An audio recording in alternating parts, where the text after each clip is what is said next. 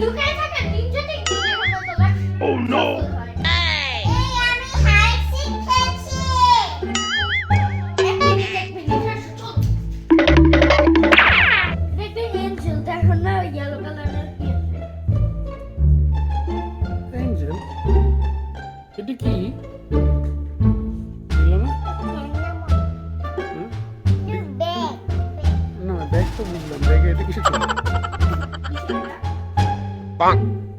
Wow! এটা পুতুল? না, এটা পুতুল না তো। এটা মনে হচ্ছে র্যাবিট, র্যাবিট।